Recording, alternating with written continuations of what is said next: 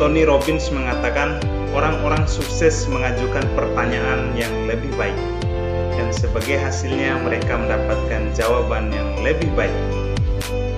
Baik, kami dari kelompok 3 pada kesempatan ini ingin mempresentasikan tugas kelompok kami, yaitu mengenai coaching yang akan membahas 3 kasus yang berbeda. Mari kita ikuti penjelasannya berikut ini. Kasus pertama, Anda memperhatikan seorang murid yang tidak mau bekerja sama dengan teman-temannya. Dia selalu memiliki alasan, seperti tidak cocok dengan teman-temannya atau dengan alasan lain. Dia memilih bekerja sendiri dan mengumpulkan tugasnya sendiri. Hasil yang dikumpulkan secara mandiri itu lebih bagus. Bagaimana menyikapi hal ini? Mari kita simak percakapan antara coach dan coachee berikut ini. Selamat menyaksikan. Assalamualaikum Pak Herman. Waalaikumsalam warahmatullahi wabarakatuh. Apa tadi Bapak memanggil saya? Soalnya tadi saya di kantin lagi makan mie ayam. Nurul teman saya sekelas buru-buru datang. Dia cari-cari saya. Dia mengatakan bahwa Pak Guru memanggil saya. Ada apa ya? Iya, benar sekali. Tadi memang saya memanggilmu. Begini nak, ada yang Bapak mau diskusikan dengan kamu. Apakah kamu bersedia? Oh tentu Bapak Herman. Saya sangat senang sekali bisa ada duduk diskusi bersama Pak Herman. Diskusi tentang apa sih sebenarnya? Baiklah, kalau begitu, mari kita duduk di sebelah sana, biar kita dapat berbincang dengan santai. Nah, yang Bapak ingin diskusikan dengan Nak Amar, bagaimana semestinya kita harus bekerja sama di dalam kelompok. Oh, gitu ya. Kelihatannya serius sekali ini. Boleh Pak, memangnya harus bagaimana kalau bekerja kelompok itu? Apakah harus fokus kepada pekerjaan kita? Dan boleh nggak saya sendirian aja bekerja samanya? Soalnya kadang dalam kelompok itu saya mungkin terlalu percaya diri Pak Herman. Begini nak, Bapak perhatikan, kamu mengumpulkan hasil pekerjaan kelompok bukan dari hasil pekerjaan kelompok secara bersama dengan temanmu, tetapi yang Bapak perhatikan, kamu mengumpulkan hasil pekerjaan kamu sendiri. Kira-kira kenapa ya nak? Oh, iya Pak, saya mengumpulkan pekerjaan kelompok itu sesuai dengan pekerjaan saya sendiri. Saya tidak bekerja sama di dalam kelompok, soalnya saya betul-betul menguasai materi itu dan saya terkadang kurang bisa bekerja sama dengan mereka. Begitu kira-kira Pak. Oh, begitu ya. Kalau begitu, menurutmu dengan diskusi ini, apa yang ingin kamu dapatkan solusinya? Oh iya, begini Pak Herman. Alhamdulillah saya diajak bicara dengan Pak Herman. Dengan diskusi ini saya ingin mendapatkan solusi agar saya bisa bekerja sama dengan mereka, saling menghargai, dan saya tidak menganggap diri saya ini sebagai superior di dalam kelompok. Gitu Pak. Oh baiklah, kalau begitu boleh Bapak tahu masalah ketidakcocokan yang kamu rasakan seperti apa nak? Oh iya, terus terang Pak Herman, ketika saya berada dalam kelompok itu, saya selalu mengerjakan tugas itu semuanya tanpa dibantu oleh teman kelompok saya. Sementara yang lain menerima hasil pekerjaan saya, dan saya merasa tidak adil dengan sikap mereka itu. Mereka kerjaannya main-main, tidak serius, tidak ada yang betul-betul ingin mengerjakan dengan tuntas pekerjaan itu. Makanya saya selalu sendiri mengerjakan tugas kelompok itu, Pak. Oh, begitu ya. Oke. Jadi, kamu merasa sendirian dalam mengerjakan tugas kelompoknya dan merasa tidak nyaman ya? Iya, betul Pak. Soalnya dengan bekerja sendiri, rasanya juga hasilnya bagus kok Pak Herman. Oh gitu. Sekarang, kira-kira apa lagi yang kamu rasakan ketika kamu bekerja sama dalam kelompokmu? Ya, walaupun hasil yang saya dapatkan itu bagus, tapi dalam menyelesaikan tugas, sebenarnya sih saya terbebani karena saya bekerja sendiri. Saya merasa kesal terhadap teman-teman lain. Makanya saya putuskan untuk bekerja sendiri tanpa melibatkan teman-teman. Tapi tetap saya merasa sedih Pak, karena ada beberapa teman yang menyebut saya sombong gitu. Oh, jadi begitu ya. Bapak mengerti perasaanmu, Nak. Sekarang, perasaan kamu sekarang gimana, Nak? Begini Pak Herman, sebenarnya saya sih tidak merasa sombong Pak. Saya mau bekerja sama dengan kelompok. Yang penting dalam kelompok itu semuanya aktif, serius dan tidak main-main dalam mengerjakan tugas. Jadi ketika menyelesaikan tugas, saya tidak merasa terbebani, selalu kerja sendiri, tetapi berkolaborasi dengan mereka. Wah, bagus sekali itu, Nak. Itu luar biasa.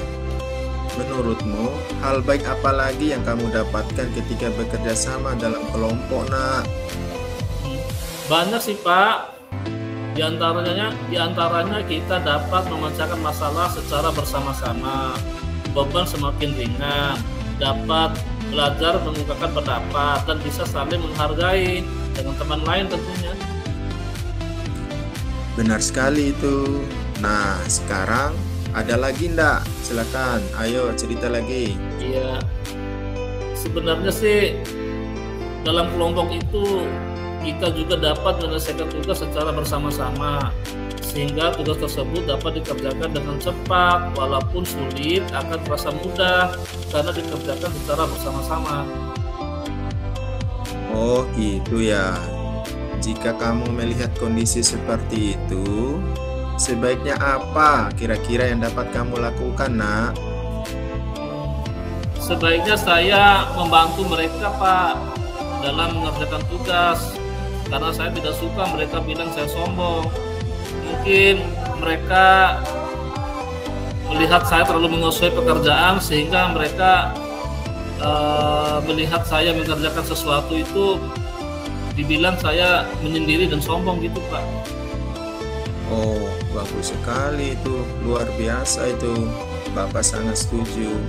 Lalu, menurutmu, apa yang ada dalam diri kamu sehingga kamu mampu membantu mereka? Iya, saya mampu memberikan mereka pendapat-pendapat yang brilian. Saya mampu menyelesaikan tugas dengan hasil yang baik. Dan saya sekali lagi saya tekankan, bukan orang sombong, Pak. Benar sekali itu, Nak. Jadi, sekarang bagaimana sebaiknya kamu bersikap agar teman-temanmu tidak menganggap kamu sombong dan lain-lainnya jika ada tugas kelompok lagi nanti, Nak? Iya, Bapak. Mungkin saya harus berkomunikasi dengan baik dengan mereka. Saya berusaha bersama dalam kelompok dengan saling menghargai pendapat-pendapat yang lain. Begitu, Pak. Oke. Sekarang bagaimana strategi kamu agar semua anggota ikut aktif, bisa berpartisipasi aktif, serius dalam menyelesaikan tugas kelompok? Gimana strateginya? Iya, Pak, seperti saya tekankan tadi, sebenarnya ini mungkin masalah komunikasi saja, Pak. Saya akan berbicara baik-baik dengan teman-teman tentang bagaimana seharusnya mengerjakan tugas kelompok itu. Selanjutnya, saya akan membagi tugas-tugas setiap kelompok, melis siapa yang mengerjakan ini, siapa yang mengerjakan ini, agar kita sama-sama berpikir dan bisa bekerja sama. Kemudian saya akan berperan mengarahkan teman-teman agar tugas kelompok itu selesai dengan baik dan tepat. Wah, luar biasa itu nak. Itu ide yang sangat bagus. Bapak mendukung rencana kamu nak. Sekarang, adakah temanmu yang bisa diajak bekerja sama dalam melaksanakan strategi kamu itu nak? Tentu ada Pak, namanya Edi. Dia pasti mau membantu saya karena saya berteman baik dengan si Edi. Dia selalu care dengan saya, selalu berbagi buku, menanyakan kabar dan macam-macam lah. Oke, kalau begitu Bapak setuju. Nah, sekarang komitmen apa yang dapat kamu buat agar rencanamu tadi dapat berjalan baik? Iya Bapak, saya akan menjalin komunikasi serta berhubungan baik dengan mereka, membina hubungan secara manusiawi dengan teman-teman saya agar mereka mudah diajak bekerja sama. Luar biasa itu nak. Bapak akan dukung dan doakan semoga rencana kamu ini berhasil nak. Amin. Terima kasih Pak, Alhamdulillah atas doa dan dukungan Bapak. Sekarang dengan petunjuk-petunjuk Bapak dan nasihat Bapak, insya Allah saya akan melakukan komunikasi yang baik dan membina hubungan baik dengan mereka. Terima kasih Pak ya. Sama-sama nak. Terima kasih kembali juga. Terima kasih juga Pak. Iya. Assalamualaikum warahmatullahi wabarakatuh. Saya akan mengomentari coaching model kita pada kasus yang sudah dilakukan barusan. Kasusnya sudah berjalan dengan lancar. Adapun tujuan umum yang terlihat dari proses coaching model kita tadi yaitu di mana adanya pertanyaan dari seorang coach tentang hasil apa yang ingin didapat dari diskusinya tadi. Kemudian untuk identifikasi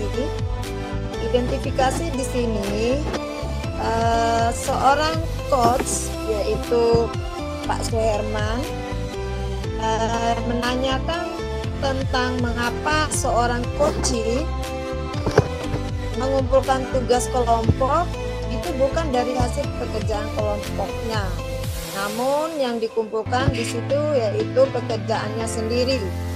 Kemudian di situ seorang coachee menjawab bahwa dia bosan bekerja sama dalam kelompoknya karena teman-temannya tidak pernah membantu mengerjakan pekerjaan kelompok secara bersama. Nah, kemudian seorang coachee di sini dia merasa tidak cocok dengan teman kelompoknya. Ditambah lagi adanya ucapan teman-temannya bahwa teman-temannya mengatakan bahwa dia adalah sosok yang sombong. Nah, kemudian untuk rencana aksi yang terlihat di sini ada adanya pertanyaan dari seorang coach tentang strategi apa yang akan dilakukan agar dapat bekerja kelompok dengan aktif. Nah, di sini jawaban dari seorang coachee, dia akan berbicara dengan baik kepada teman-teman kelompoknya agar bisa bekerja sama dalam kelompok. Kemudian untuk tanggung jawab, adanya pertanyaan dari seorang coach tentang komitmen apa yang dibuat untuk menjalankan rencana aksinya tersebut. Dan seorang coachee menjawab akan menjalin komunikasi dan hubungan baik dengan teman-teman kelompoknya. Mungkin itu yang dapat saya tanggapi dari coaching model kita pada kasus satu ini. Demikian, Assalamualaikum warahmatullahi wabarakatuh. Assalamualaikum warahmatullahi wabarakatuh. Kembali lagi dengan saya Edi Mulyadi, CGP Angkatan 2 Kabupaten Lobu, Nusa Tenggara Barat. Pada kesempatan ini, kelompok kami akan melakukan simulasi mengenai coaching. Saya sebagai coach atau guru, sedangkan Pak Suherman sebagai coach atau murid, dan Pak Amar Hadi sebagai pengamat. Baiklah, pada kesempatan kali ini kami akan menyelesaikan kasus 2. Seorang murid bercerita jika dia merasa diperlakukan tidak adil di sekolah oleh seorang guru. Guru tersebut membuka les privat dan sebagian besar murid di kelas mengikuti les privat tersebut. Kecuali murid tersebut merasa tidak nyaman ketika guru sering menyindir murid yang tidak mau ikut les privatnya. Bahkan murid tersebut juga merasa bahwa nilai yang diberikan pun tidak adil. Para murid yang mengikuti les guru tersebut mendapatkan nilai yang lebih baik dari murid tersebut. Bagaimana cara Anda menanggapi hal ini? Berikut simulasinya. Assalamualaikum Pak Guru Ganteng. Waalaikumsalam Nak Herman. Ada apa ya Nak? Kok tumben kangen ya sama Pak Guru? Pak Guru punya waktu luang. Saya ada masalah yang ingin diperbincangkan sebentar, Pak. Oh iya, bisa Nak. Kebetulan Bapak sedang tidak mengerjakan sesuatu sekarang, jadi kita dapat berbincang. Apakah ada sesuatu yang ingin kamu sampaikan? Iya Pak, ada sesuatu yang ingin saya diskusikan. Baiklah. Kalau begitu, mari kita duduk di sebelah sana, biar kita dapat berbincang dengan santai. Nah, tadi kamu bilang ada yang ingin kamu diskusikan. Kira-kira mengenai hal apa itu ya Nak Herman? Sebenarnya saya ingin mendiskusikan mengenai perlakuan salah seorang guru kepada saya. Saya merasa diperlakukan tidak adil oleh Pak Amar karena saya tidak mengikuti les privat yang beliau adakan. Sementara sebagian besar teman saya mengikuti les privatnya tersebut. Perlakuan yang bagaimana sih Nak? Saya merasa diperlakukan tidak adil oleh Pak Amar, AA ya, karena saya tidak mengikuti les privat yang beliau adakan. Sementara sebagian besar teman saya mengikuti les privatnya tersebut. Oh, baik.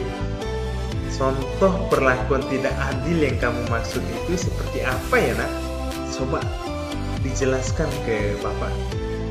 Saya merasa diperlakukan tidak adil oleh Pak Amar karena saya tidak mengikuti les privat yang beliau adakan. Sementara sebagian besar teman saya mengikuti les privatnya tersebut. Oh, baik. Kalau begitu, apa yang bisa Bapak bantu dan apa harapan kamu dari hasil diskusi kita kali ini? Ayo. Saya merasa jika nilai yang diberikan oleh guru tersebut tidak adil, Pak. Nilai murid yang mengikuti les itu lebih baik daripada nilai saya. Kemudian, guru tersebut juga sering menyindir saya, Pak, karena saya tidak mau mengikuti les privatnya beliau. Saya merasa tidak nyaman dengan hal itu, Pak. Baik, Bapak ingin tahu mengapa kamu tidak mengikuti les privat tersebut. Saya ingin memperoleh solusi dari permasalahan yang saya sampaikan ini, Pak. Karena jujur, Saya tidak nyaman dengan hal ini, Pak. Loh. Kenapa kamu merasa les privat itu tidak penting, Nak Herman? Saya ingin memperoleh solusi dari permasalahan yang saya sampaikan ini, Pak. Karena jujur, saya tidak nyaman dengan hal ini, Pak. Tapi kamu bilang bahwa nilaimu kurang dari teman-temanmu yang mengikuti les. Merasa les privat tersebut tidak penting bagi saya, Pak. Tidak penting bagi saya. Nah, itu dia maksud Pak Guru. Tadi juga kamu bilang kamu tidak punya waktu untuk mengikuti les tersebut.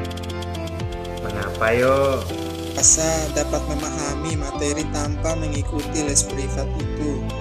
Lagian saya tidak punya waktu untuk ikut les privat, Pak Guru. Betul sekali. Nah, coba sekarang kamu pikirkan solusi apa yang dapat kamu lakukan terkait masalah yang kamu hadapi. Guru, karena waktu les privat tersebut bersamaan dengan jadwal main bulu tangkisnya saya. Kalau saya mengikuti les privat, berarti saya tidak dapat mengikuti latihan bulu tangkis dong, Pak. Wah, bagus itu. Berarti apa yang harus kamu lakukan sekarang? Kemudian selanjutnya bagaimana? Mungkin begini aja mungkin, Pak. Saya bisa memikirkan jadwal latihan bulu tangkis yang berbeda harinya dengan les privat bersama teman-teman saya. Jadi les privat bisa diikuti dan juga latihan juga bisa saya ikuti, Pak. Baik. Bapak sangat salut terhadap kamu, Nak Herman. Untuk itu, apa yang Nak Herman lakukan agar dapat mengikuti les tersebut? Pak, karena saya tidak bisa terus seperti ini. Saya juga merasa sindiran dari guru tersebut mungkin menjadi cambuk bagi saya untuk belajar lebih giat lagi. Mungkin beliau ingin saya juga ikut belajar lebih bersama teman-teman saya demi kebaikan saya sendiri. Seperti itu, Pak. Apakah kamu yakin akan melakukan hal tersebut? Terus, coba dipikirkan, bagaimana menurutmu? Terus, menurutmu, mengapa nilaimu masih kurang dari teman-teman? Ada yang belum saya pelajari di kelas, tetapi dengan mengikuti les privat, saya dapat belajar lebih banyak lagi. Seperti itu, Pak. Ya, Pak Guru. Jadi, bukan karena ketidakadilan gurumu, kan? Seperti itu. Ternyata bukan guru yang tidak adil. Saya yang harus menyediakan waktu lebih banyak untuk belajar. Saya akan mengikuti les privat tanpa meninggalkan latihan bulu tangkis dengan jadwal yang baru, Pak. Baiklah. Dalam hal ini, siapa saja yang dapat membantumu menjalankan komitmen ini? Dalam hal ini orang tua saya, Pak, bapak saya, dan juga pelatih saya, Pak. Ya. Keren, luar biasa. Berarti kapan kamu akan melaksanakan hasil diskusi kita ini, Nak Herman? Saya langsung mengeksekusi hasil diskusi kita, Pak. Setelah itu saya akan menemui Bapak Amar untuk menyampaikan bahwa saya akan mengikuti les privatnya beliau. Saya juga akan meminta orang tua saya untuk selalu mengingatkan saya agar tetap menjalankan komitmen ini, Pak. Wah, bagus banget. Semoga semua kegiatannya dapat berjalan lancar. Yang semangat belajarnya ya, dan latihannya juga ya, Nak. Semoga kamu menjadi anak yang sukses. Semangat! Terima kasih banyak Pak, sudah banyak membantu dan mencarikan solusi dari permasalahan yang saya hadapi. Saya terlalu buruk sangka sama guru apa, karena itu saya mohon maaf. Sama-sama. Doa terbaik buat semua anak-anak didik Pak Guru, termasuk salah satunya adalah Nak Herman. Semoga Nak Herman menjadi orang yang sukses, baik untuk diri sendiri maupun untuk agama, bangsa, dan negara. Tetap fokus, jangan putus asa, maju, dan terus belajar. Semoga kita semua selalu dalam lindungan Allah Subhanahu wa Ta'ala. Sampai ketemu lagi di lain kesempatan. Guru akhiri, billahi taufiq wal hidayah. Wassalamualaikum warahmatullahi wabarakatuh. Alhamdulillah, Bapak Guru Edi dan Pak Herman sudah melewati proses coaching dengan kasus 2. Masalahnya perlakuan tidak adil terhadap guru yang memberikan les yang pertama Pak Amar dengan muridnya Suherman. Terima kasih atas pendapat dan sikap-sikap solutif dari Pak Guru Edi. Beberapa catatan sudah saya highlight. Sebentar lagi Pada akan bacakan tentang proses coaching baru saja kita lewatkan untuk kasus 2 tersebut. Perkenankan pada beberapa catatan ini semoga menjadi tindakan atau sikap reflektif kita terhadap masalah-masalah yang akan kita jumpai di realitas nyata di kehidupan dan di sekolah kita.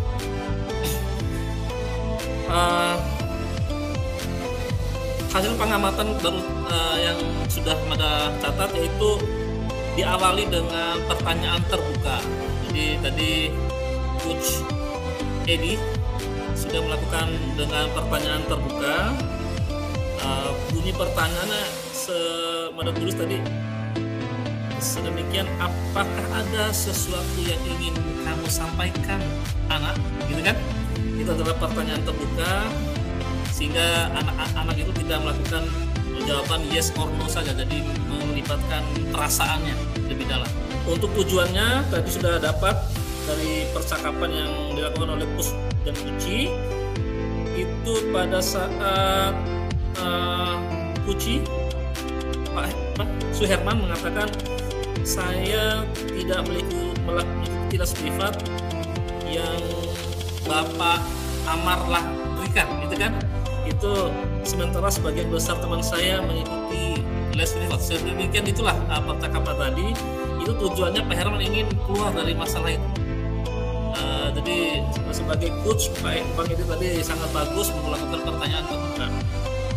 Dan juga Coach Edi juga melakukan pertanyaan berfokus untuk mengidentifikasi masalah.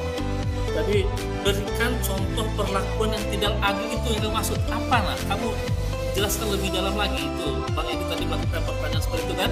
Itu adalah pertanyaan yang berfokus seperti keterampilan pertanyaan untuk model peer training untuk mengidentifikasi masalah murid yang bernama Suherman. Terus untuk identifikasi masih tadi Coach Edi juga melakukan pertanyaan eksplorasi untuk menggali informasi lebih dalam lagi, apa aja masalahnya, apakah hanya perlakuan tidak adil mengikuti les atau masih ada seperti ini diksinya, kenapa kamu merasa les privat itu tidak penting, gitu kan? Itu adalah pertanyaan eksplorasi yang dilakukan oleh Coach Edi untuk mengidentifikasi masalah lebih dalam lagi. Dan juga di samping itu dalam identifikasi masalah, Coach Edi juga melakukan pertanyaan mengukur. Diksinya begini, setelah Coach mengatakan materi les privat itu sudah saya kuasai, Coach Edi mengatakan kamu bilang tadi nilaimu kurang, kenapa kamu tidak mau ikut? Nah itu adalah tes-tes pertanyaan-pertanyaan mengukur. Untuk rencana aksinya juga bersifat solutif.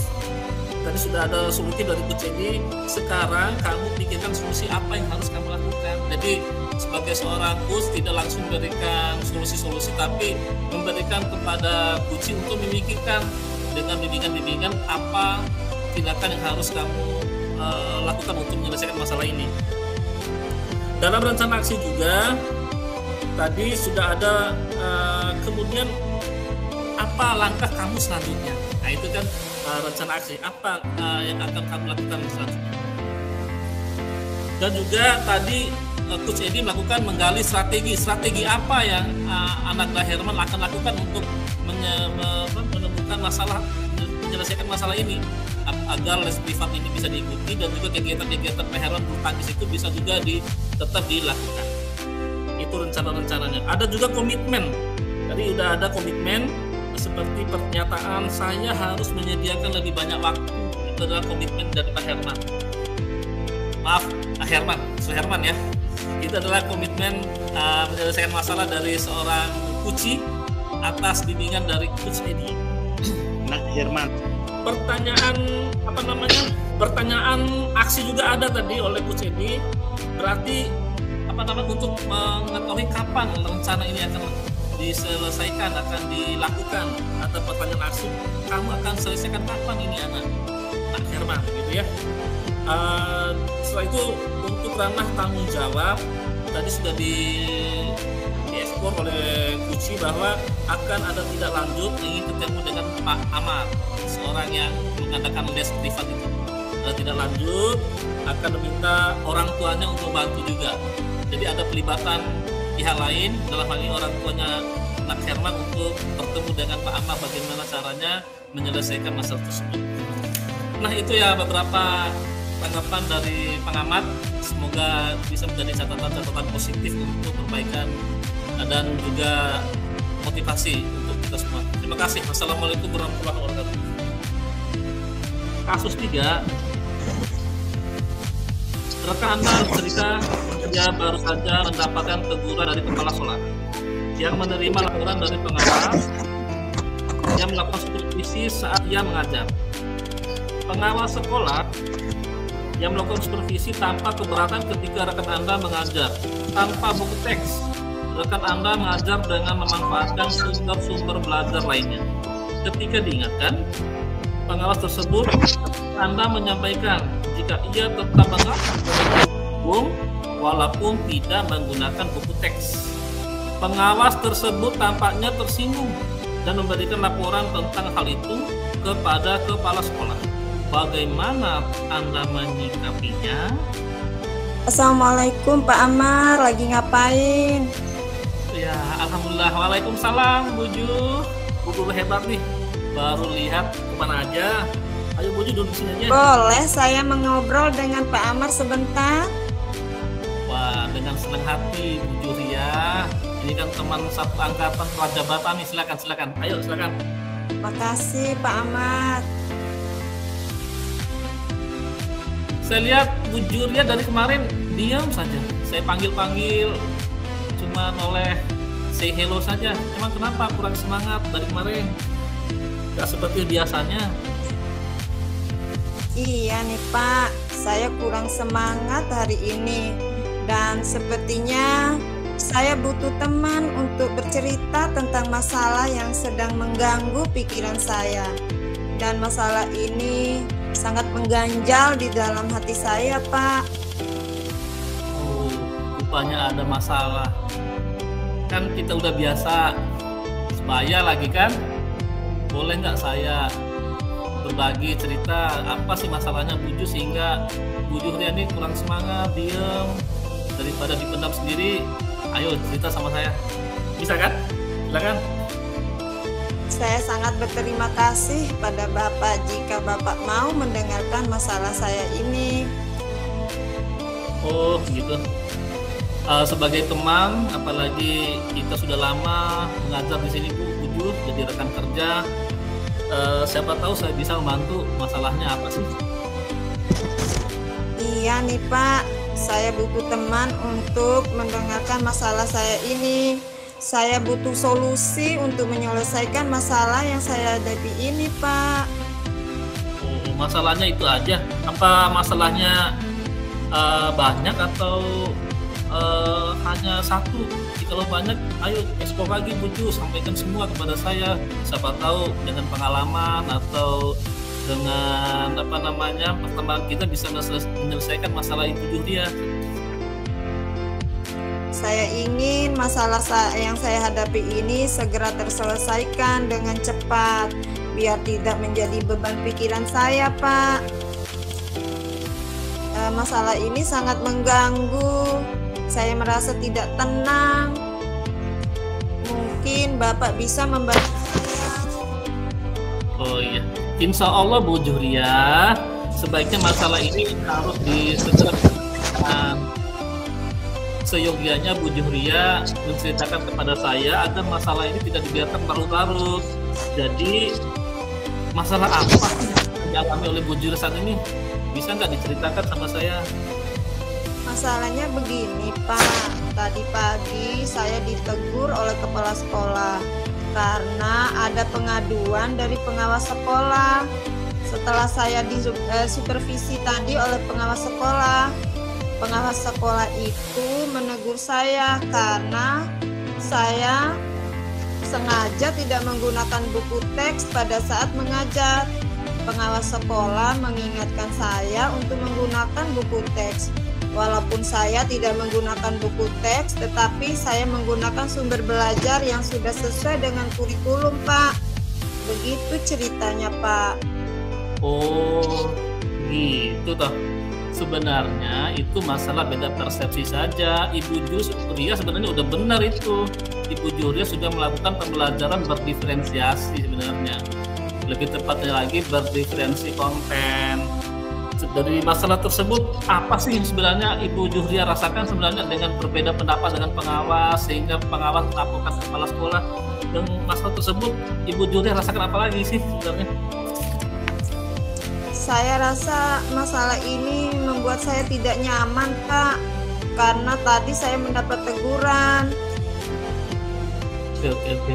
Betul Bu Juhria. Memang tidak nyaman sih sebenarnya kalau kita punya masalah, apalagi ini berbeda pendapat, berbeda persepsi tentang pembelajaran. Alasan ketidaknyamanan itu lebih detail lagi, kenapa Bu Juhria? Kan Bu Juhria bisa melakukan argumen tadi itu. Karena waktu di supervisi pengawas, saya mengajar tidak menggunakan buku teks, padahal saya sudah mengajar mengacu pada kurikulum, Pak, walaupun tanpa menggunakan buku teks. Oh iya, berarti Bu Juhria melakukan bermacam-macam sumber belajar tanpa menggunakan buku teks. Coba Ibu ceritakan kejadian peristiwa saat itu, bagaimana sih waktu Ibu itu disupervisi? Nah, waktu saya disupervisi, pada saat menyampaikan materi pelajaran, saya tidak menggunakan buku teks karena materi yang saya ajarkan itu sudah saya kuasai, Pak. Jadi saya tidak menggunakan buku teks, tetapi saya menggunakan media yang sesuai dengan materi yang saya ajarkan. Begitu ceritanya, Pak. Oh iya, apa yang membuat Ibu merasa tidak nyaman sebenarnya ya? Padahal perlakuan dari Ibu Juhria melakukan diferensiasi media, pembelajaran dengan sumber belajar sudah benar. Betul Bu, apa yang Anda lakukan itu adalah sebuah terobosan. Yang membuat Ibu merasa tidak nyaman dan kesal dari kejadian itu sebenarnya apa lagi sih Bu? Masalahnya tadi saya ditegur kepala sekolah karena itu tadi, Pak. Seharusnya pengawas itu alangkah baiknya langsung memberitahukan kepada saya. Jadi saya merasa malu sama kepala sekolah, Pak. Oh iya, berarti dapat saya simpulkan bahwa masalahnya Ibu ini adalah karena tidak mengajar menggunakan buku teks, gitu Bu ya? Iya, Pak, begitulah ceritanya. Padahal saya mengajar sudah sesuai dengan kurikulum. Pengawasnya langsung melaporkan hal ini kepada kepala sekolah saya. Dan akibatnya kepala sekolah menegur saya, Pak. Saya merasa malu, Pak. Oh iya, Menurut saya tindakan Ibu Juh itu sudah benar sebenarnya, karena pembelajaran berdiferensiasi, sekali lagi utamanya diferensi konten. Nah, kalau begitu untuk menghindari masalah ini, apa komitmen yang akan Ibu lakukan? Jangan sampai Ibu mendapat teguran lagi dari Pak Kepala tentang kasus ini. Saya akan menjadikan teguran ini sebagai bahan evaluasi dan refleksi bagi diri saya, Pak, untuk perbaikan pada proses pembelajaran saya berikutnya nanti. Dan saya akan mengajar dan menggunakan serta memanfaatkan buku teks yang sudah ada di dalam di sekolah, media pembelajaran juga yang sesuai dengan pelajaran yang akan saya ajarkan nantinya. Wow, keren, mantap, luar biasa. Jadi bagus sekali Bu, Ibu bisa membandingkan ketika Ibu mengajar menggunakan buku teks dan tanpa buku teks. Sebenarnya Ibu Juh Ria itu kaya loh sebenarnya dalam mengajar, dalam materi mengajar. Bagus Bu, salut. Ibu sudah luar biasa sekali. Memang Pak, saya merasa ketika mengajar menggunakan buku teks dengan tanpa menggunakan buku teks itu berbeda sekali, Pak. Ada materi yang kadang-kadang ada materi yang terlewatkan oleh saya. Memang benar yang dikatakan pengawas, paling tidak kita harus menggunakan buku teks sebagai bahan acuan kita agar kita tidak melupakan beberapa materi yang akan kita sampaikan. Oke.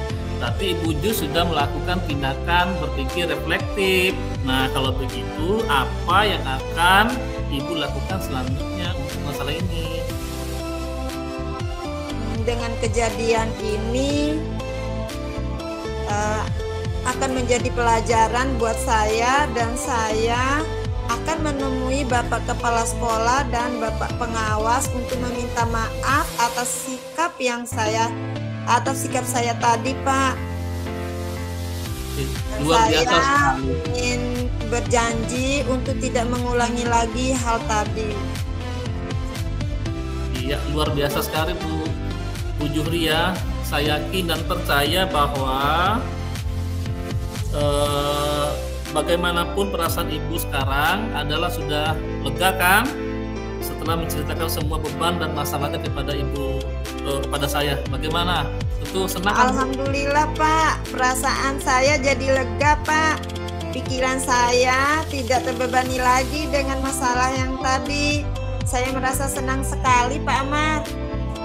Alhamdulillah Ibu Juh Ria, teman saya nih sudah merasa nyaman, senang. Sekarang selanjutnya komitmen apa yang akan Ibu lakukan kepada Bapak Kepala Sekolah dan pengawas tadi? Saya berkomitmen dan berjanji pada diri saya untuk mengikuti nasihat dari Bapak Kepala Sekolah dan pengawas untuk tetap mengajar menggunakan buku teks selain dengan media-media lain yang relevan dengan pelajaran saya. Wah, bagus sekali. Bu Juh Ria memiliki jiwa besar, mau mengakui kesalahan dan mau minta maaf kepada kepala sekolah dan juga pengawas yang sudah mensupervisi Bu Juh Ria. Lalu apa rencana Ibu selanjutnya?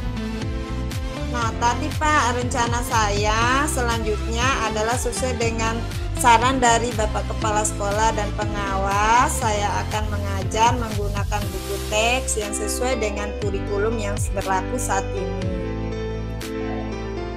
Oke, saya salut dengan tindakan Ibu Juh. Semoga kegiatan dapat berjalan dengan lancar. Tetap semangat ya Bu, demi kemajuan sekolah dan peserta didik kita. Tetap semangat untuk melakukan diferensiasi pembelajaran. Baik Pak Amar, terima kasih Pak Amar sudah meluangkan waktunya mau mendengarkan permasalahan yang saya hadapi. Oke, sama-sama Bu, tetap semangat.